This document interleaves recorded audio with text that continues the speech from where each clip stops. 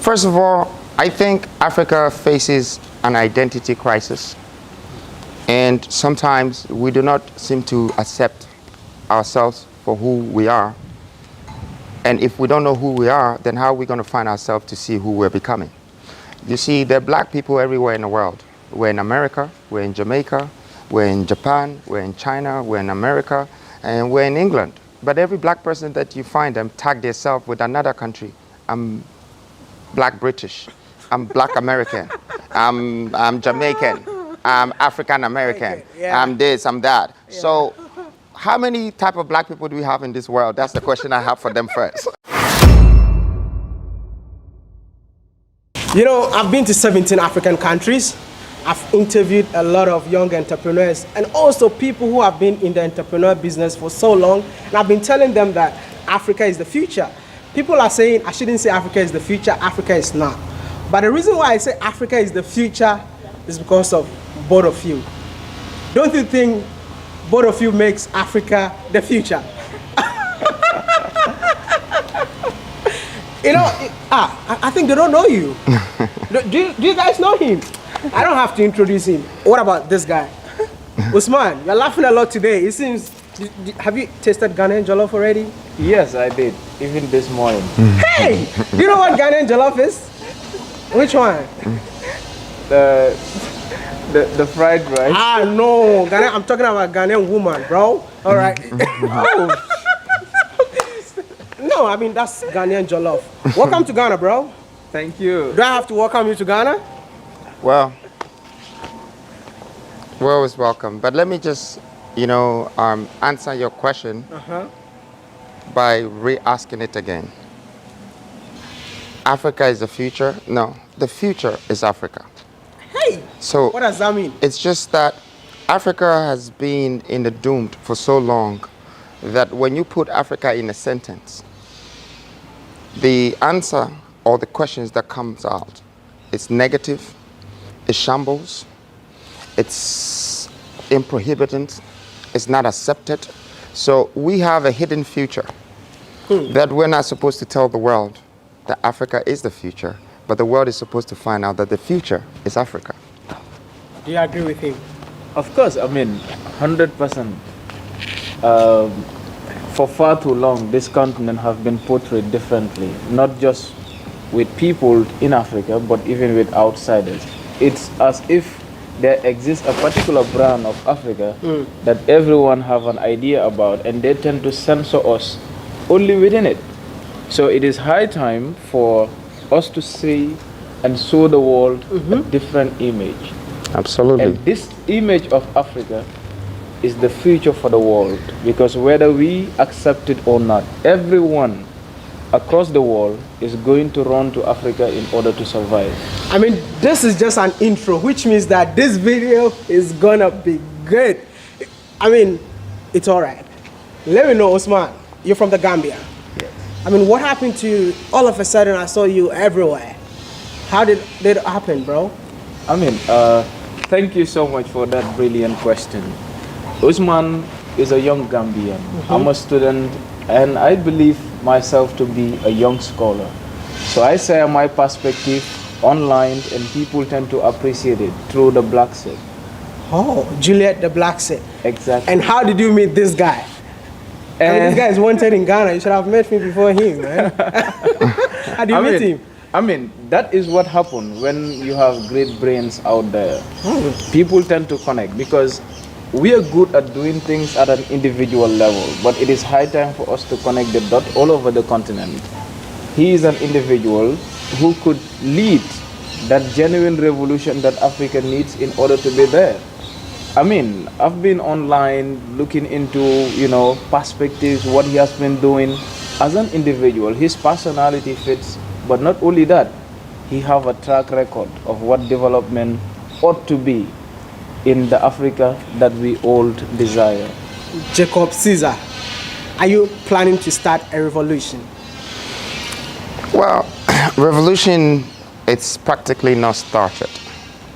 Revolution is sensed as an opportunity of changes. So it's time that we change our perspective for living, our mindset for for developing. And it's time that we retrieve the culture that we have lost to foreigners. We look at the Western to have a traditional culture.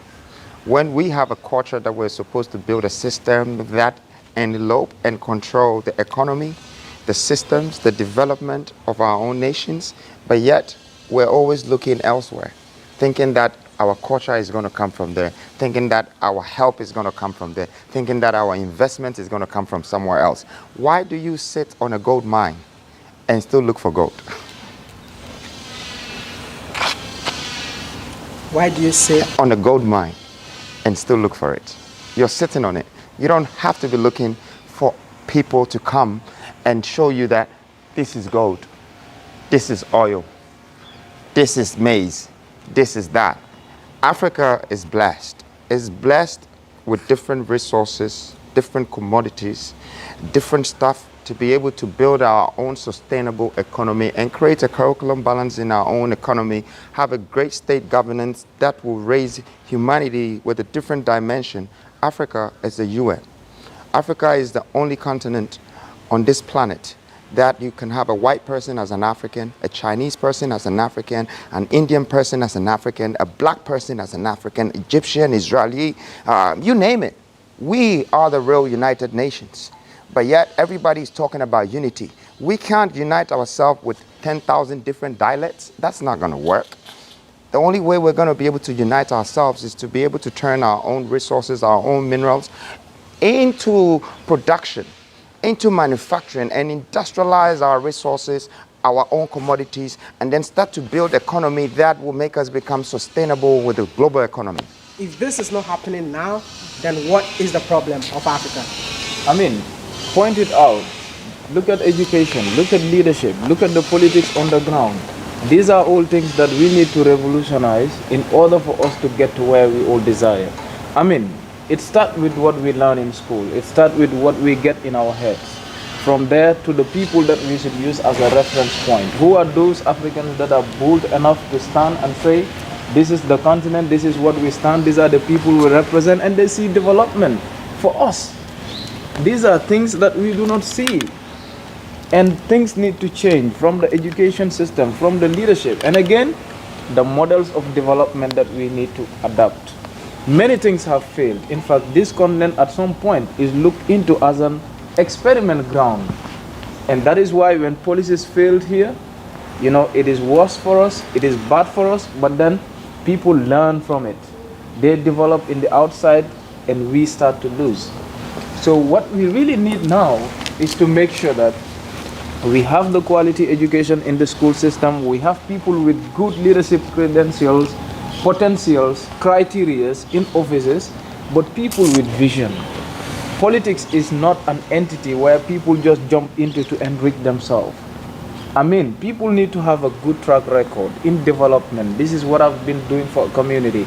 This is what I've registered for my people, for my country. And then we look at a continental unity, as he said. I mean, we have almost everybody in Africa with all kind of colors and etc. We welcome in every individual, but then there is the need for us to promote a continental interest. And that cannot be done in the absence of trade, that cannot be done in the absence of industrialization, that cannot be done in the absence of grassroots development. So we need to have a context, and that should be the central debate of the continent now. Freedom, what do you think is the problem of this continent? Well, I mean, he's touched on all the bases. Problems, we came to meet. Problems, we're going to leave. Problems will still be there. But the greatest people in this world are some of the people that found the solution to the biggest problems in this world, because they moved 1,000,000 foot forward. They changed people's life overnight. They changed communities, they changed cities, they changed countries, and then they hit a continent. You see, I respect the Western for one thing. For whatever resources that they came to extract from our continent, they did not put it in their pockets. They went to build their countries with it. And so they built the life of their great-great-grandchildren for the next 200 years. They have a system, they have a political system, a democratic system that is constituted within their countries, and that protects them. That gives them benefits. That gives them incentives. We, on the other hand, doesn't have the opportunity to go to another man's country to steal their gold, their oil, and come and build our continent. We already have the resources, but we haven't been able to acquire And that is what I want to know. Why is it that we've not been able? But that's what I'm coming to. We haven't been able to acquire the world to work for us. We only bring the world to come and take from us. You see, there's a difference in wanting and needing. I don't know if Africa wants or needs, because if it's them wanting, they already have. They have enough resources to survive. But there is something they need to make the resources become refinable, to become, repackaged, to become manufactured again. That is the energy to be able to put plants, to be able to manufacture, create hubs, industrialization, petrochemical clusters, to recycle your own petrochemicals and create energy to sustain your industrial development. For me, I call this education. Some people might call it work, but you don't need to go to university to get degrees to survive. You need to really learn what is around your surrounding, how you can make the best out of it. That is education. Africans need to be educated by their own resources, by their own tradition, by their own culture, by their own state governance. It shouldn't be from the Western. It shouldn't be from Asia. It shouldn't be from anywhere else. If anybody visited Africa, it's because they are coming to congratulate us for how well we have built our nations and our continent, not because they found out that there's gold and oil here, so they're coming to take their share. This is the change that we are asking for the youth of today. This is the revolutionary movement we're talking about. We don't have a fight with anybody. We're not fighting with our fathers, with our leaders. We're just saying that, look, we want to change because we're thinking the likes of the Western for the future of our children's children and our race and our culture to be respected. I am tired of hearing Africans always complaining. I always talk about action, and you guys are saying that there should be a change. How are we gonna, bring that change that we're looking for? What are the steps that you guys want to take, or is that one to be behind the scene? Well, we will probably not be standing here telling everybody the skills that one needs to use to be able to acquire and apply acquisition and ownership and this and that. But one thing that people should understand from the way we're speaking is that we're not labeled, we're entitled. We know what belongs to us, and we know how we can turn that into something else that people will benefit from. Plus, we're saying that we have a voice, and the voice is being spoken. We're not hiding, unlike the others who kept quiet. We have one thing that our fathers didn't have, and that's courage. We speak what is meant to be told. And these are facts that we're speaking about right now. As I said, okay. Leadership in Africa. Do you think it's time for young Africans to grab that leadership in Africa? I'm not saying we should go take it, but I feel like it's time for us to grab it by force. I think you should support it. You see, you've answered your own question. You've answered your own question. You just answered your own question. You guys, no. You should just support the whole African movement, the new African movement. Exactly. For a minute. So you're already in fact. So oh, really? okay. What we really need now is two central things: skill set, mindset. If all of us are skillful without having people with mindset to drive Africa from point A to point B, we still have a problem. So the consciousness of the people leading needs to be well in line with the interests of Africa as a whole. And again, our voters, who are the people who go out there, vote in election to elect leaders. That is another reason. We have to graduate from the way in which we just want in someone to come because, they came from my tribe. They came from my region without, having any interest, without having done anything for the past, for the interest of the people. And that is why I said education is key in whatever that we are to do. Okay. We have to have that conscious mind as Africans to understand that we need to trust people with our future. And to trust people with our future, they need to show us histories, tracks of what they've been doing. And one thing that we need to understand, today we have youths across the continent that are unapologetic to say we are Africans and we are proud of who we are. Yeah, true. So it is high time that we empower those youths with that mindset that they have, with that vision that they have, with those ideas that they have, with the belief and interest and faith for the continent, in order to occupy those public offices, in order to be in leadership positions, because the political will is always important. We can't do without having been able to make decisions. Let's talk about investment in Africa. Do you think it's time for Africans to invest in Africa? Or do you think, I mean, you have been doing a lot of investment here in Ghana, I don't know about other African countries, but do you think that it's worth it for an African to invest in Africa? You see, and this answer will not just be for Africa. Life is about investment and development. Okay? The people that understand life should always know what the money is worth, because that's what they're chasing. But it should be about investment and development. Now, when I talk about investment, it comes in different scales. There is investment that you put in the nation, in the people. There is investment that you put on the grounds. There's investment that you put in the water. Every one of this will bring you returns. One of them will give you cash. One of them will give you prominence. And one of them will give you state power. Okay? Now, the question is, it's Africans practicing investment and development? No. Because that is, well, because you're asking the question that, do you think Africans should invest in Africa? No, they're not practicing investment. The average African is going for education and expecting to get a job. I mean, that's the education system that we have. Well, to answer your question, don't you think practically and pragmatically, human beings are not supposed to be forced and pushed into a corner where they think that I'm going to pay your school fees, go to school, so when you finish your education, you can get a job. Where's the business mind? Without the business mind, where's the investment? So that's what I'm saying. There's something wrong with our education system. Absolutely, yes. Why do I believe so? Because people think that education is only when you walk into school and apply academic resources. Education comes from natural resources, the natural living as well. Every day we learn. And you see, people who are going to win and they're going to gain. People who fail are also going to learn. So you still win in life. And people have not taken that very serious, that learning is a procedure that goes in different levels, in different stages of our lives. And that's when you're educating yourself. You acquire knowledge from that. There's some point you're going to acquire wisdom from that. Some point you're going to educate yourself, not by saying a word, by just listening. They should remember the same words that says silence is the same words that spells listen. So if someone is listening, I want them to be silent and get it right, that education brings wisdom, it brings knowledge, it brings understanding.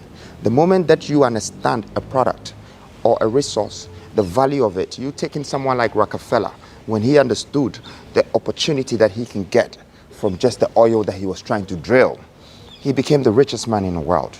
You take in Mansa Musa. Mansa Musa did not go to university and acquire degrees, but he realized that the value on the ground as gold, if he can mine as much and turn it to coins, he built universities out of it, Timbuktu. In fact, he's the richest man that ever lived, and he came from Africa. This is a great history for Africans to learn from, because this should be in our educational academic syllabus. Learning about our people and how they became successful. And that's why I started this whole discussion about we always looking up to the Western and not looking up to ourselves. What African buys made in Africa, apart from the food that they think is cheap or free? Anything else from Africa, we're knocking it. Anything that is from black on black, we're knocking it. And you know, people are blaming some Westerners and some white people for destroying Africa, when we just have to wake up and stand up to the people who are doing wrong to us, to the people who are not accepting our values, to the people who are not adding value to society and building our continent. This is what we're not being courageous about. For me, all this is part of education. And guess what? Education is the biggest investment. And it comes out of development. So that's the equation. Those who are listening, they should get the numbers. That's all we have. We're numbered for days. And whilst we're here, the time that you have invested in us today is the time that you have had us to open our mouths for the entire continent to hear that great minds coming together can give you a degree that you spent 8 years to acquire in university just in 30 minutes. I mean, this is like Jay-Z saying that I'm selling your whole life on $9.99. But I'm just saying this very moment, we are sharing wisdom, knowledge, courage, things that would make people understand that being black is not a curse, but it's power. We have a lot of young Africans watching us right now, and I want you guys to speak to young Africans. I mean, from the heart. A message to young Africans from the heart. Go ahead. Yeah, thank you so much for that brilliant question. So my message to my brothers, my sisters out there is very simple. We are the generation that needs to fix Africa. We are the generation that has the mandate. So it is now or never. Let us come together, united as one. And from there, we promote a continental agenda. And let me say this, we cannot be one if we don't have something to discuss about. And to have a content of discussion, then development has to be in the center. Investment have to be in the center. Education have to be in the center. So that we can be united, fought as brothers and sisters, get Africa in its right path. And therefore we show the world that we are not the image that they think we are. Well, you're not done. You see, we're having an hour interview. Don't worry. First of all, I think Africa faces an identity crisis. And sometimes we do not seem to accept ourselves for who we are. And if we don't know who we are, then how are we going to find ourselves to see who we're becoming? You see, there are black people everywhere in the world. We're in America, we're in Jamaica, we're in Japan, we're in China, we're in America, and we're in England. But every black person that you find them tag themselves with another country. I'm black British, I'm black American, I'm Jamaican, I'm African American, I'm this, I'm that. Yeah. So how many type of black people do we have in this world? That's the question I have for them first. That's the first question I want to ask Africans before I share my words with them. So for me, identity crisis is one thing. That how do we build a society together, a nation that would not be disregarded, but would be accepted and respected within this whole global conglomeration? We need to take stance and a position to claim the value of our race back as black. Because it doesn't matter whether you're from Nigeria, Ghana, or Gambia. If you put us in front of the Chinese man, he doesn't know the countries we're from. Exactly. If you put us in front of the American man, he doesn't know. He just knows that we're Africans and we're blacks. Therefore, we only represent one continent and one race. I just don't want you to be gassed. That if there is no one telling you the truth, I'm sharing this truth with you now. As much as your own hates you, all you have is him. Because no matter what you do, you're always going to be seen as a person in front of you. And if he doesn't respect you or if you don't respect him, you both don't have respect for yourselves. And if you don't have value for each other, you both don't have value for the world. So Africa is on a rise because great minds have started to think like this and have accepted truly who we're becoming. And becoming who you are is the only time that you're recognized, spiritually, physically, and mentally. And I think that this is the best way for us to get a fundamental mindset development before we even start to develop our buildings and our roads and everything. Our minds, our spirit, the value of our race, our culture, and our heritage value should be restored first. And to be able to know where we belong to in society. I'm a true African, and I represent a black man. I will never turn my back on them. There's so many of them have disappointed me. So many of them have let me down. So many of them have turned their back on me. But I decided not to, because they're all I have. As much as they don't see me, I see them. And these words that I'm sharing with Africans is because I truly want them to know that the beginning of success comes from genuineness. That genuine thinking, that genuine way of giving the best to people. Because quality should be high intention and a skillful execution. So if you have high intentions for people, you can skillfully execute everything around people. And that's when quality is restored. And quality is value. Value is currency. Currency is the money everybody's chasing. Before we all want to go around chasing money, first of all, we need to build the foundations first. The foundation that will restore a nation is more important than the mindset that will let us go into reclamation. We will be drawn back. We will be set back. The reason why I love what you said so much is that the time is now. Exactly. There is no other time. There is no other day. It is now. the future started yesterday. We are already late.